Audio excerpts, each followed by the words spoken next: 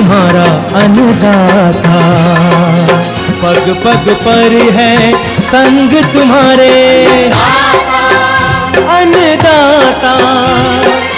लहू किसानों का बन के पसीना सींचता है धरती का सीना। मेहनत का तेरी हक दिलवाने, नई तकनीक नई खोज बताने। पशुधन को गुणवान बनाना, पौध सुरक्षा को सिखलाना, खेती के सब गुर समझाने, भारत का सरताज बनाने।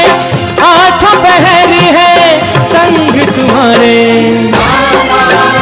अन्नदाता, अन्नदाता। नमस्कार, मैं सिरांधा आप सभी दर्शकों का अन्नदाता कार्यक्रम में स्वागत करती हूं। किसान बहुत परिश्रमी होते हैं। वो खेतों में जी तोड़ मेहनत करते हैं, जो अनाज, फल और सब्जियां उगाते हैं। हमारे देश की अर्थव्यवस्था का लगभग समूचा भार उन्हीं के कंधों पर ही है। ऐसे ही भारतीय किसानों को खेती बाड़ी से जुड़ी हुई बहुत सी नई, रोचक और लाभकारी जानकारियां देने के लिए हर रोज सुबह हम आपके साथ आते हैं। तो चलिए कार्यक्रम शुरू करने से पहले देखते हैं क्या है आज के अन्नदाता में। पॉली हाउस में खीरा की खेती से लाखों की आय कमा रहे सफल किसान से मुलाकात। ग्वार की फसल में किए जाने वाली जरूरी कार्य।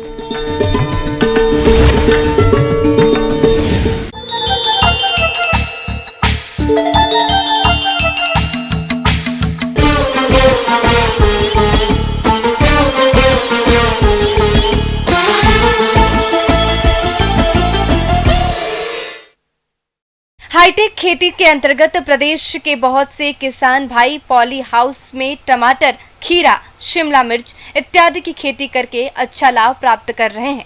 और इसी लाभ को देखते हुए आज हम आपको मिलवा रहे हैं गांव अणतपुरा, जिला जयपुर के किसान बाबूलाल यादव से, जो कि पॉली हाउस में खीरा की खेती करके सालाना लाखों रुपए की आमदनी कमा रहे हैं। मैं बाबूलाल यादव ग्राम अणतपुरा, जिला जयपुर का रहने वाला हूँ। और मैंने ये 15-16 में पॉली हाउस लगाया था, तो मैं भी अनजान था। तो मैंने सबसे पहले खीरे की फसल लगाई, तो उसमें कुछ पैदावार नहीं हुई। 2-2.5 लाख रुपए में सारा काम हो गया। फिर मैंने धीरे धीरे लोगों से राय ली, अच्छी तकनीकें अपनाई। आज अच्छी पैदावार हो रही है। करीबन पॉली हाउसों में खीरे की फसल ही ज़्यादा लिया करते हैं आदमी। मेरे पॉली हाउस में 2 साल से 55-60 टन के लगभग माल निकलता है और अच्छी लंबी 4 महीने तक फसल चलती है। ताकि जैसे मैं भी विपरीत मौसम में अच्छी तरीके से फसल ले रहा हूँ, जैसे अच्छी कमाई हो रही है। जैसे अब पिछली फसल भी मैंने दूसरी बार डबल फसल लगाई थी, तो 8 लाख रुपए की 44-45 टन माल निकला है मेरा। तो अच्छी तरीके से, ताकि और किसान भाइयों को भी धोखा न हो। जितनी साफ सफाई रखोगे उतनी ही फसल भी अच्छी होगी। आप किसान भाइयों, आपने देखा होगा कि बहुत सी बार मंडी में उत्पाद की एक साथ अधिक आवक होने से आपको बहुत कम बाजार भाव मिला होगा। इसके अलावा कई बार कीट रोगों के कारण खेतों में संपूर्ण फसल चौपट कर दी जाती है। इन्हीं सब समस्याओं को देखते हुए इस किसान ने अधिक आमदनी के लिए परंपरागत फसलों से हटकर पॉली हाउस में खेती करना शुरू किया और अब ये अच्छा खासा मुनाफा कमा रहे हैं। मैंने साल में 2 फसल ली हैं। पिछली साल अगस्त में मैंने लगाया था, तो अगस्त से जनवरी तक वो फसल चली मेरी। तो 12.5 लाख रुपए की फसल हुई थी, उसमें 4.5 लाख रुपए का खर्चा आया था।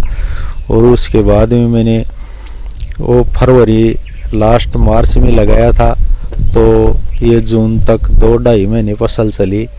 तो ये भी मेरी 7 लाख रुपए की हुई। तो इसमें ये कोरोना काल भी चल रहा था, तो भाव भी अच्छी तरीके से नहीं मिले। नहीं कम से कम 10 लाख रुपए की फसल होती। पहली फसल में भी मेरे 8-9 लाख रुपए बचे थे। अब दूसरी फसल में मेरे 3-3.5 लाख रुपए का खर्चा हुआ है, तो 4-4.5 लाख रुपए बचे हैं। तो साल में 12-13 लाख रुपए की इनकम होती है। आज के ज़माने में तकनीकी खेती से ही किसान बच सकता है। पॉली हाउस में खेती करने से इनको अपनी फसल का अच्छा बाजार भाव मिलता है, क्योंकि ये किसान खीरे की बेमौसमी फसल लगाते हैं। पॉली हाउस में पानी की कम आवश्यकता होती है और कीट रोगों का प्रकोप भी कम होता है। विपरीत मौसम में फसल आसानी से ली जा सकती है। पॉली हाउस पर गिरने वाले वर्षा जल को संग्रहण करते हैं और फिर इस पानी को फसल की सिंचाई के काम में लेते हैं।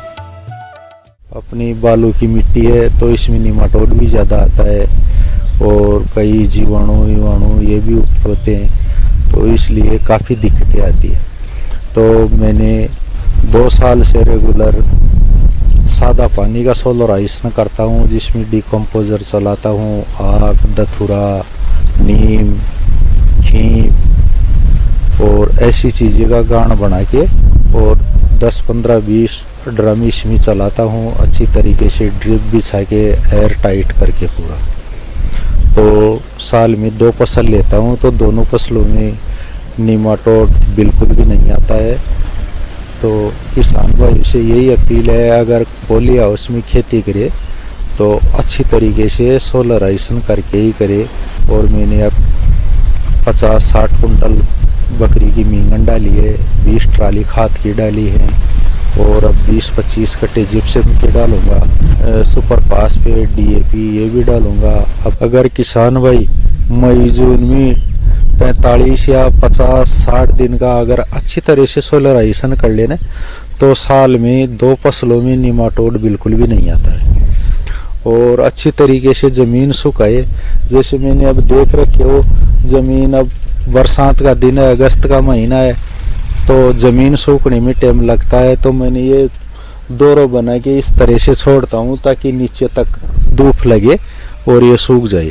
ज़मीन को अच्छी तरह से सुखाए ताकि कोई फंगस वगैरह और चीज़ें नहीं आई। अभी सोलराइजेशन उठाए हुए मेरे को 10 रोज़ हुए हैं, अब करीबन 15 रोज़ और लगेंगे। तो 1-2 सितंबर तक मैं बीज लगाऊंगा। तो मेरे को पूरी उम्मीद है आने वाले टाइम में भी मेरी फसल बढ़िया से बढ़िया फसल होगी। किसान भाइयों, ये किसान पॉली हाउस में लगी फसल में सभी कार्यों को समय समय पर करते हैं, जिससे उन्हें पॉली हाउस में लगी फसल से अधिक उत्पादन मिलता है, जिसे बेचकर ये किसान सालाना लाखों रुपए की आय कमा रहे हैं। यदि आप भी पॉली हाउस में खेती करना चाहते हैं, इससे संबंधित जानकारी के लिए नजदीकी कृषि विभाग में संपर्क करें और कम एरिया में अच्छी आय कमाकर अपनी आर्थिक स्थिति मजबूत कर सकते हैं। और पॉली हाउस में सबसे मेन बात तो है किसान भाइयों के लिए, भाई पॉली हाउस में जितनी साफ सफाई रखोगे उतनी फसल अच्छी होगी। चाहे मेरे पॉली हाउस के बाहर 1-1 मीटर में कोई भी खरपतवार कोई भी चीज़ नहीं उगने देता हूँ और अंदर भी पूरी हर दूसरे तीसरे चौक अच्छी तरह से साफ सफाई रखता हूँ ताकि कोई भी कीट फंगस ऐसी चीज़ उत्पन्न नहीं हो। और जितना बाहर से भी साफ सफाई रखोगे उतनी फसल अंदर भी अच्छी होगी। अगर ऐसी छोटी छोटी चीज़ों का अगर आप ध्यान रखोगे तो आप कभी फसल में धोखा नहीं खाओगे, अच्छी पैदावार लोगे, कैसे भी मौसम में लगाओ कभी भी कोई नुकसान नहीं होगा। तो ये खास ध्यान रखने की बात है। किसान भाइयों, अभी तक आपने खेती से जुड़ी हुई कुछ उपयोगी जानकारियां देखी। अब लेते हैं एक छोटा सा ब्रेक, जल्द लौटेंगे। कार्यक्रम में और भी है खेतीबाड़ी से जुड़ी हुई महत्वपूर्ण जानकारियां। आप बने रहिए हमारे साथ।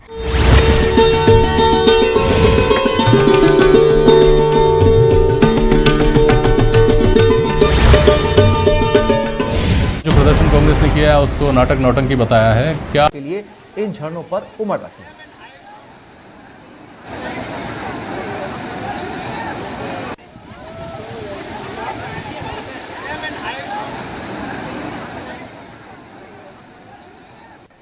भरतपुर में बरसात के साथ ही पहाड़ों से गिरते झरने पिकनिक स्पॉट में तब्दील हो गए। गर्मी के बाद बरसात से मिली राहत का मजा लेने के लिए लोग उमड़ रहे हैं, लेकिन मजे के बीच कोरोना गाइडलाइंस की धज्जियां भी जमकर उड़ा रहे हैं।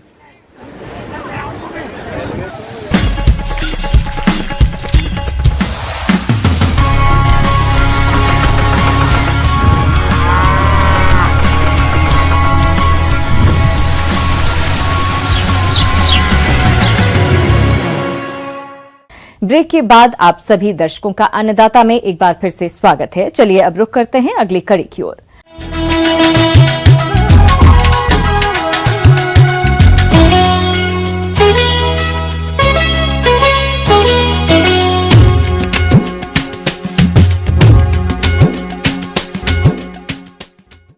हमारे प्रदेश के जिन किसान भाइयों ने दाने के लिए ग्वार की खेती की है, उनको ग्वार की फसल में कुछ कार्यों को करना जरूरी होता है, जैसे कि खरपतवार नियंत्रण, फसल में कीट रोग नियंत्रण के उपाय करना जरूरी है।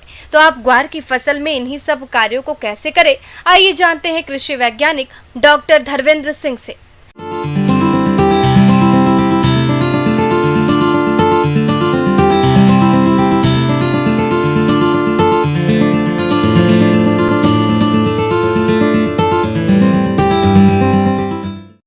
आज हम आपके बीच में चर्चा करेंगे कि ग्वार का अधिकतम उत्पादन कैसे लें।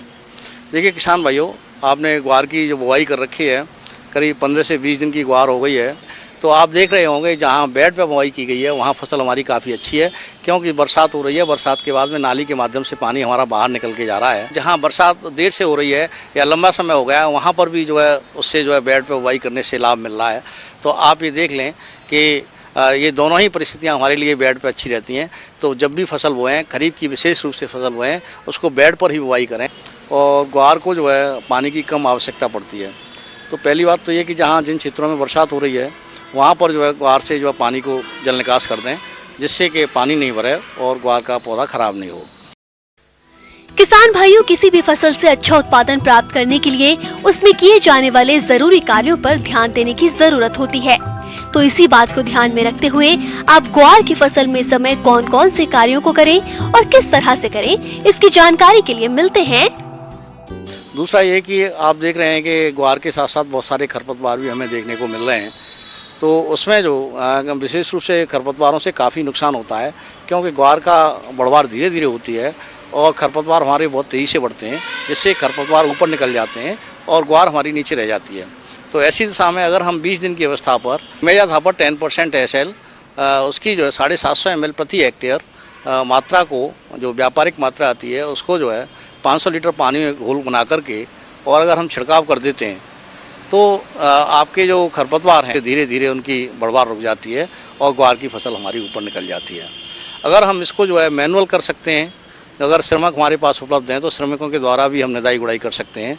जैसे कि आपको निदाई करना है तो निदाई हम देख लें कि जिन किसान भाइयों ने लाइन से बुवाई की है तो हम इसमें बीलों से भी निदाई कर सकते हैं। जो आजकल छोटे छोटे उपकरण आ रहे हैं, जो कृषि यंत्र आ रहे हैं, उनका भी हम इस्तेमाल कर सकते हैं और खुरपी से भी निदाई कर सकते हैं।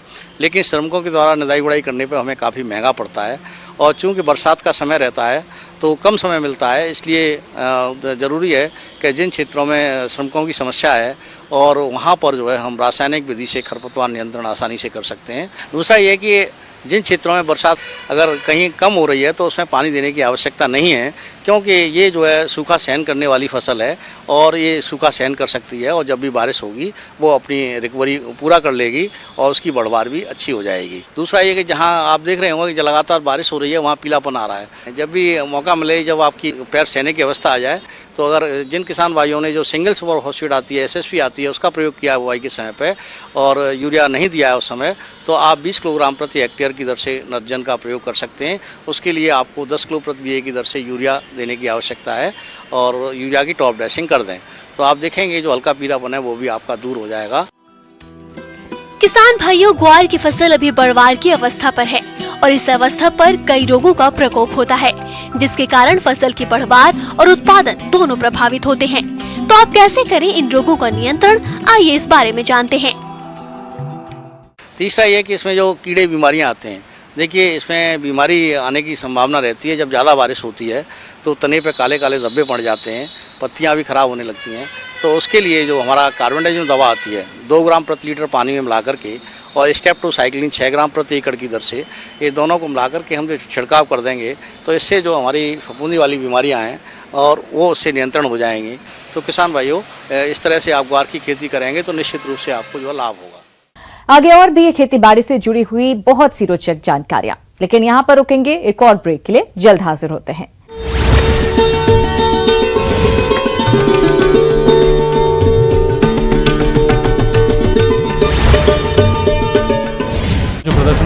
किया, उसको नाटक नौटंकी बताया है।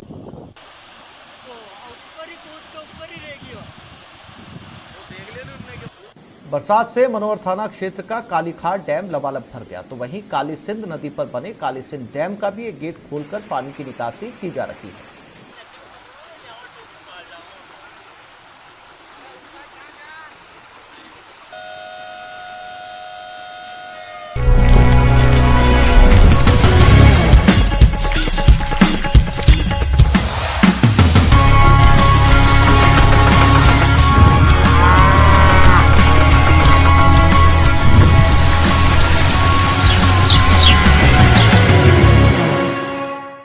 ब्रेक के बाद एक बार फिर से आप सभी दर्शकों का अन्नदाता कार्यक्रम में स्वागत है। बढ़ते हैं अगली प्रस्तुति की ओर।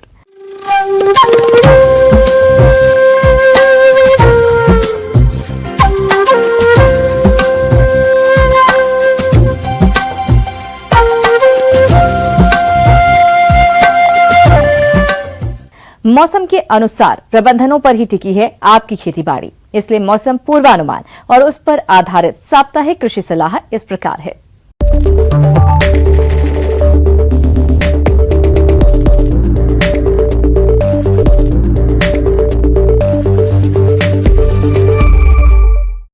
ग्रामीण कृषि मौसम सेवा भारत मौसम विज्ञान विभाग जोधपुर द्वारा भेजे गए मौसम पूर्वानुमान रिपोर्ट के आधार पर इन क्षेत्रों में आने वाले 4 दिनों में आसमान में बादल छाए रहने के साथ साथ 21 अगस्त को कहीं कहीं पर हल्की बूंदाबांदी होने की संभावना है। आगामी 4 दिनों के दौरान अधिकतम तापमान 36 से 37 डिग्री सेल्सियस और न्यूनतम तापमान 27 से 28 डिग्री सेल्सियस रहने की संभावना है। खरीफ फसलों में कीटों की रोकथाम के लिए प्रकाश प्रपंच का प्रयोग कर सकते हैं। इसके लिए एक टब या किसी बड़े बर्तन में पानी और थोड़ा सा कीटनाशी मिलाकर एक बल्ब जलाकर खेत के बीच में रात को रखें। प्रकाश से कीट आकर्षित होकर उसी घोल में गिरकर मर जाएंगे। मूंग की फसल में सफेद मक्खी के नियंत्रण के लिए डाइमेथोएट 30 EC 1 लीटर प्रति हेक्टेयर की दर से छिड़काव करें। मूंगफली की फसल में दीमक और सफेद ग्रब को नियंत्रित करने के लिए सिंचाई के पानी के साथ क्लोरोपायरिफास 2.5 लीटर प्रति हेक्टेयर प्रयोग करें। फसलों में उगे खरपतवारों को निकाल दें, जिससे खरपतवारों द्वारा होने वाली पानी की हानि को कम किया जा सके। सोयाबीन की फसल की अच्छी बढ़वार हेतु इस सप्ताह अनुकूल तापमान रहने की संभावना है, अतः किसान भाई फसल की उचित देखभाल करें तथा जल निकास बनाए रखें। सोयाबीन की देर से बोई गई फसल में से खरपतवार निकलवाएं। अधिक पैदावार लेने हेतु घने पौधों को निकालकर 12 से 15 पौधे नियंत्रित करें। ऐसे संभावित मौसम में सोयाबीन की फसल में किसी प्रकार के कीट एवं बीमारी लगने की कोई संभावना नहीं है, अतः किसी प्रकार के कीटनाशी या फफूंदनाशी का छिड़काव इस सप्ताह न करें। पशुओं को ज्वार, मक्का, लोबिया, हरा चारा मिलाकर खिलाएं। चूँकि हरे चारे वाली फसलें अब परिपक्व होने लगी हैं, साथ ही इनमें पोषक तत्वों की मात्रा घटने लगी है, अतः दूध देने वाले पशुओं को रात्रि मिश्रण की मात्रा बढ़ा दें। उनके रहने एवं बैठने के स्थान की नियमित सफाई करते रहें। मच्छरों से बचाव हेतु सायं के समय हल्का धुआं कर दें। दिन में 2 बार ताजा पानी पिलाएं, जिससे शुद्ध दूध प्राप्त किया जा सके। 50 ग्राम आयोडीन युक्त नमक या 50 से 100 ग्राम खनिज मिश्रण प्रतिदिन चारे और हरे चारे के साथ मिलाकर खिलाएं, ताकि पशु स्वस्थ रहें। जिन मुर्गी पालकों के लेयर कठोर 8 सप्ताह के हो गए हों, उन्हें अब रात्रि के समय कृत्रिम प्रकाश देना बंद कर दें। संभावित बारिश के कारण सलाह दी जाती है कि दाना दक्षता अर्थात फीड एफिशिएंसी बढ़ाने हेतु तथा साफ सुथरे एवं अधिक संख्या में अंडे प्राप्त करने हेतु लोहे के बने केजों में ही मुर्गी पालन करें।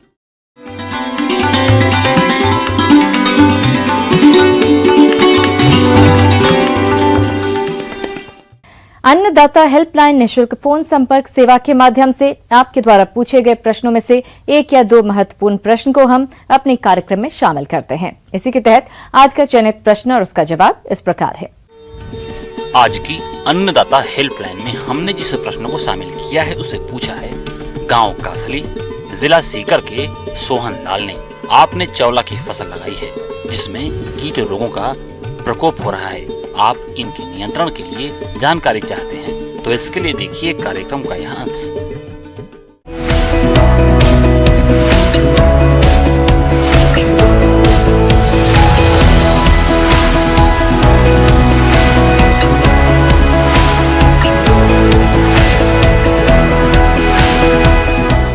जैसा कि अभी हमारी फसल जो है बरबटी की काउपी की फसल अभी लगी हुई जो भी है, और बहुत से किसान डेली इसको निकाल रहे हैं, जिसने अच्छी कमाई कर रहे हैं जो भी है। इसमें मैं चर्चा करूंगा जो भी है पौध संरक्षण, जो हमारी सामयिक सलाह है जो भी है। कीड़े की हम बात करें अगर उसमें तो है एफिड, जैसिड, माइट और जो है ये फ्रूट बोरर भी लगता है जो हमारी फसल को नुकसान पहुंचाता है जो भी है। अगर फ्रूट बोरर की हम बात करें, हमेशा अक्सर देखा गया है इस समय फसल में जब भी मौसम में थोड़ा सा बदलाव होता है, जैसे बदली छाती है, इसकी इंसेक्ट मेल और फीमेल तुरंत प्यूपेट होकर निकलती है और नक में फ्लाइट करती है। फ्लाइट करता मतलब मेटिंग करती है। मेटिंग करती है इस मौसम में, और मेटिंग करने के तत्काल पश्चात ही जाके एग लेइंग कर देती है। किसान भाइयों, फली छेदक कीट सबसे पहले पत्तियों को खाकर नुकसान करता है। उसके बाद फली आने पर यह कीट फलियों में छेद करके उनको खाता है, जिससे फलियों की गुणवत्ता खराब हो जाती है। में जो भी है, अगर फ्रूट बोरर की हम बात करें तो उसमें लाइट ट्रैप 8 से 10 जो है प्रकाश प्रपंच जिसे हम कहते हैं, हर किसान से निवेदन करूंगा प्रकाश प्रपंच और लाइट ट्रैप का जो है आप लोग उपयोग जरूर करें, लेकिन क्योंकि ये जो है बहुत अच्छा साधन है बिना केमिकल के। जो भी कल मार्केट में तो फेरोमोन ट्रैप भी आ गया। अगर जो फ्रूट बोरा होते हैं तो फेरोमोन ट्रैप जो कि ल्यूर होता है, अगर आप दुकानों में जाएंगे तो सिर्फ ल्यूर नाम बताएंगे और उसमें ल्यूर फंसाएंगे। ल्यूर जब फंसाएंगे तो उसको जो मेल होगा सीधे मेल ही अट्रैक्ट हो जाता है उसमें। जब मेल और फीमेल को हम अलग अलग टुकड़े में बांध देंगे, दोनों के बीच में मैटिंग नहीं होगी और जो भी वो क्या नाम से इन इंसेक्ट की पॉपुलेशन जो हमारी कम हो जाएगी।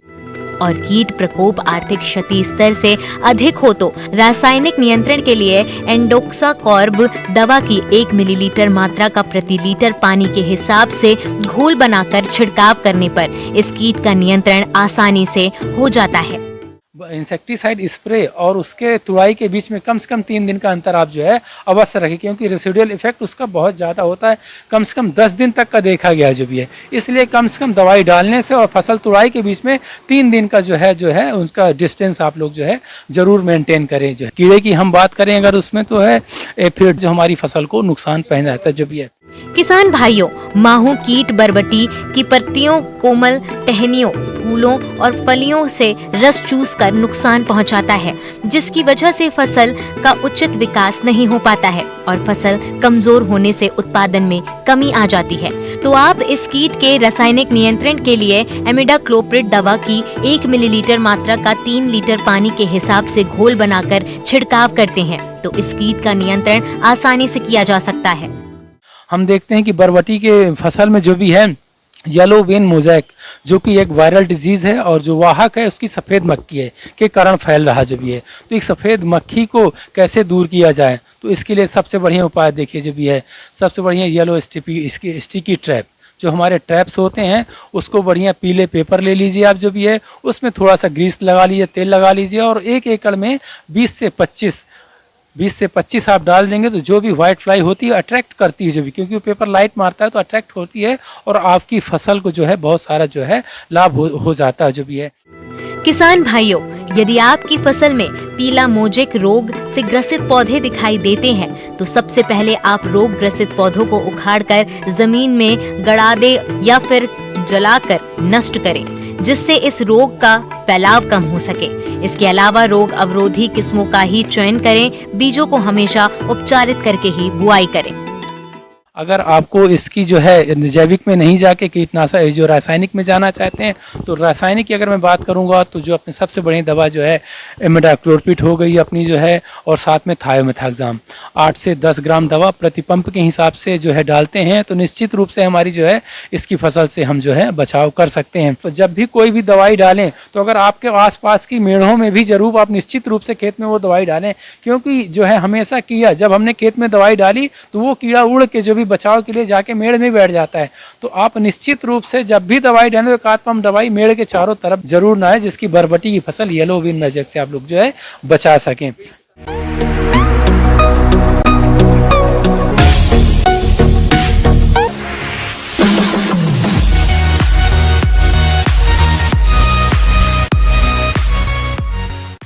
आइए अब एक नजर डालते हैं राज्य की कुछ चुनी हुई मंडियों के प्रमुख फसलों के बाजार भाव पर।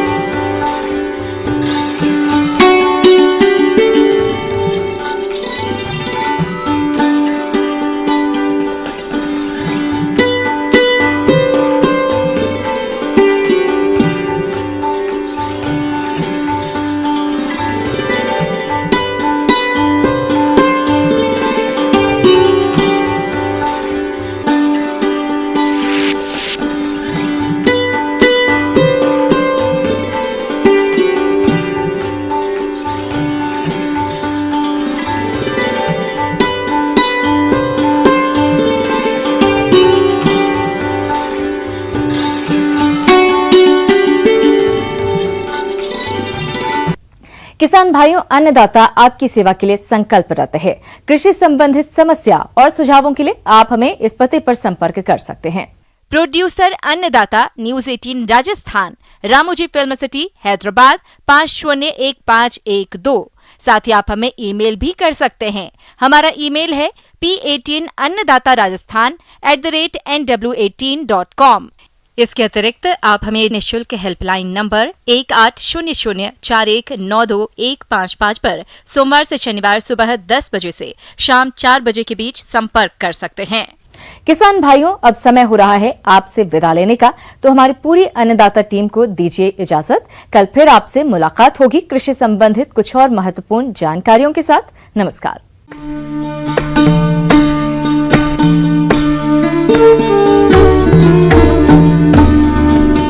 जो प्रदर्शन कांग्रेस ने किया है उसको नाटक नौटंकी